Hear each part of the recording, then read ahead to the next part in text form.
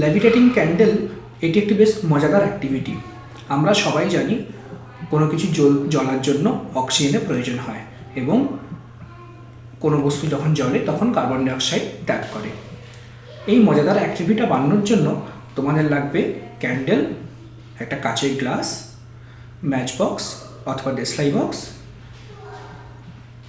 এবং coloured water. প্রথমে প্লেটে কিছুটা কালার্ড ওয়াটার বা রঙিন জল নিয়ে নাও। একটা কাপ ক্যান্ডেলকে জ্বালিয়ে ঠিক মধ্যখানে এটাকে প্লেস করো। এখন এটা কাচের গ্লাস নাও আর কাচের গ্লাসটিকে ক্যান্ডেলের উপর বসিয়ে দাও। দেখো কিছুক্ষণ পরে দেখবে জলের লেভেলটা গ্লাসে উপরে উঠে আসছে আর ক্যান্ডেলটা নিভে গেল।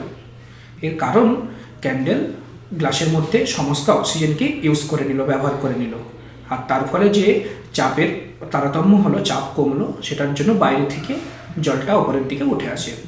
এই অ্যাক্টিভিটিটা আবার অন্যভাবেও আমরা করতে পারি। 3টে ম্যাচস্টিক আমরা আটকে দিয়েছি ক্যান্ডেলে, তারপরে ক্যান্ডেলটা জ্বালালে 3টে ম্যাচস্টিকও জ্বলে, তার ফলে অনেকটা বেশি আগুন তৈরি হয়, তাই না? হঠাৎ করে এখন যদি গ্লাসটা আমি চাপা দিয়ে দিই তখন দেখবো জলটা অনেকটা উপরে উঠে এলো, almost half of the glass, তাই না? এখন এটা কারণটা কি? এর পেছনে যে গরম হাওয়া তৈরি হলো, গরম হাওয়াটা বেরিয়ে যেতে চাইছিল গ্লাসের ধার বরাবর, সেই হিসাবে জলটা হঠাৎ করে অনেকটা উপরে উঠে আসে, প্রেশারটা অনেকটা বেশি থাকার ফলে। এখানে দেখো স্টুডেন্টসরা অ্যাক্টিভিটিটা করছে আর ভীষণ মজা নিচ্ছে। তো তোমরা একটা কথা ভাবতে পারো, আমরা যদি এই পুরো সেটআপটা একটা স্প্রিং ব্যালেন্সের উপর করতাম আর যখন ক্যান্ডেলটা নিভে যেত এবং জলটা উপরে উঠে আসতো, তখন স্প্রিং ব্যালেন্সের কি ওজনে কিছু তারতম্য হতো?